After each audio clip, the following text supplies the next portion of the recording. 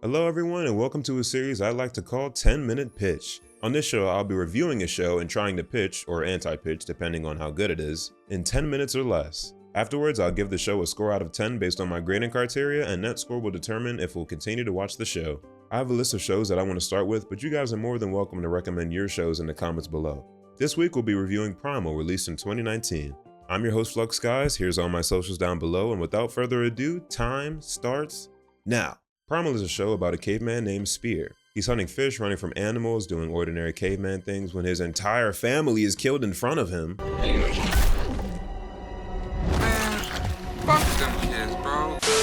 He attempts to get his lick back and puts up a fair fight against the Dinos before a loud roar prompts them to turn their backs, leaving Spear to his lonesome. This causes him to go into a bit of a depression, even contemplating suicide. All this is in the first 10 minutes of the show, by the way. I'm going to jump! No! Do a flip! But after seeing his family across the horizon, Spear pushes past his emotions and presses on. He finds a dinosaur, the wiki calls them fangs, so that's what I'm going with, who, similar to him, is trying to protect its own family. Before Spear can fix this moral dilemma of whether or not he should exact his vengeance on the species that shredded his bloodline, more dinosaurs will come out, and they do not look friendly. Spear manages to override his primal instinct, you get it, and help out Fang to protect its kids. Pow! Right in the kitchen! After defeating the two rival dinos, Spear has a bit of a kinship with the babies. It looks like there might be a bit of hope for him after all.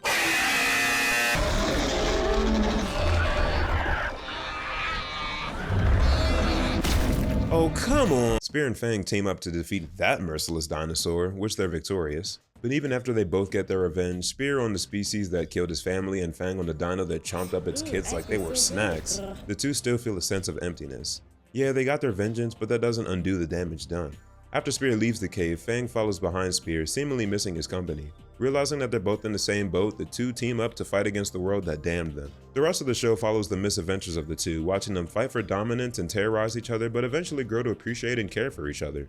Initially they don't get along, which is a given. It's a caveman and a dinosaur. Neither can speak each other's language, or any language at all. Oh, did I forget to mention that the show has no dialogue? Because the show also has no dialogue. Aside from the last episode, which is still pretty minimal, all the interactions of Primal are non-verbal grunts, roars, screams, and gestures. But thanks to stellar animation and the best sound design in an animated show I've ever heard, the show still manages to convey how each character feels at a given moment. It's awe-inspiring how sound cues can make or break a show. Fang only has about 3 facial expressions, and despite that, you can see when it's full of fear, full of intrigue, or thinking about how to get out of the crazy scenarios the two end up in. I thought the action would peak after both protagonists lost their families, and boy was I wrong. Throughout 10 episodes, Spear and Fang managed to avoid extinction from giant killer snakes, plague-ridden dinosaurs, a million red raptors, a flock of vultures, a gang of woolly mammoths in a wintering storm, a cackle of hyenas and flesh-eating beetles, that one huge spider from Grounded, witches with mind control powers, and the Bloodhound Gang.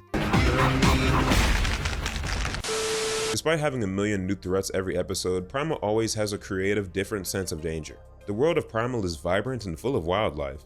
Other than the witches I mentioned beforehand and a few supernatural elements in later episodes, it feels true to prehistoric times. And the episodes with more fantasy influence are so good that I honestly don't even mind their additions. It's just another notch that makes the show feel incredibly unique. The stories in Primal range from melancholy to harrowing, with each episode having scenes full of action and chaos. It gets to the point where during the few minutes of downtime, all I can think about is, okay, what's gonna kill them this time? Sure, they're chilling now, but what's around this corner? Okay, they're literally in an oasis just chilling. How long will it take for them to get...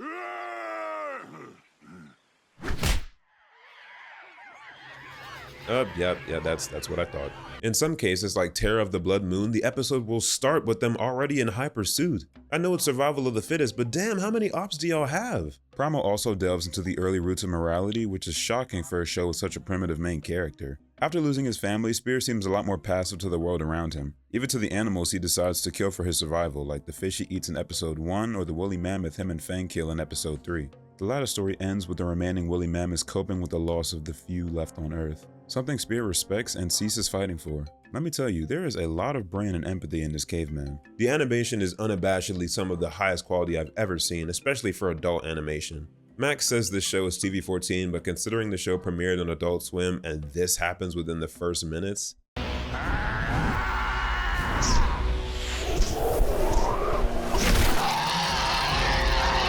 yeah, I'm gonna say this is a big boy show. You gotta be a big boy if you want to watch this show.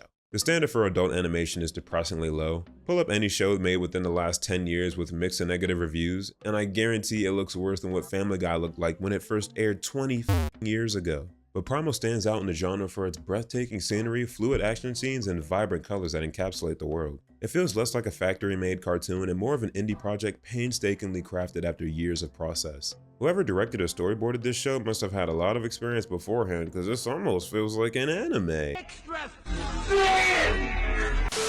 To be fair, Jendi has also worked on Dexter's Lab and Hotel Transylvania, so Primal was pretty much a gem upon arrival. Similar to his past works, Primal, despite being a very dark and moody action show, also has its moments of comedy. Of course, the entire show is entertaining, but it's very amusing to watch Spear and Fang initially not getting along. Episode 2 sees the two fighting over food, both clearly upset at the other but not willing to strike a fatal blow. But after a surprise snake attack followed by a tidal wave,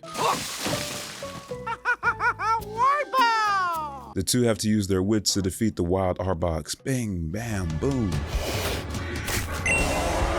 And after a near-death experience, work in unity to survive. The show smoothly progresses from the two not getting along to tolerating each other's presence to working together as an unstoppable force very nicely. I'm surprised it's taken this long to make a killer caveman and dinosaur combo. Like, this would have dominated the early 2000s. That's time, so let's look at our stats. With stories that leave me on the edge of my seat, a world full of characters that exude personality, animation that sets a new bar in the genre, an incredible soundtrack and sound effects that add to the liveliness of the universe, and plenty of twists and turns throughout its 10-episode runtime, Primal proves to be one of the best animated shows on the market. I'll also add up the episode score average and give my favorite episode in the season. While there were so many memorable episodes that I gave 10s to, I ultimately decided on the first of the bunch. It was the opening of an incredible show and it openly starts so dark, which is pretty bold. If this were the only episode of the show, I would still call Primal a masterpiece. This boosts our final total score to 9.1 out of 10. There's not much else to say, it's going to be pretty hard to top this bar. I wasn't expecting to come across such a groundbreaking show for the first installment of this series, but I was pleasantly surprised, and I can't wait to review the second season. All my social media and donation links are in the description. Thank you for my first and biggest donation from Sky Corbin. I got a new mic, so hopefully I sound a bit crispier, yeah? Thank you guys for watching, and that's my time. Goodbye.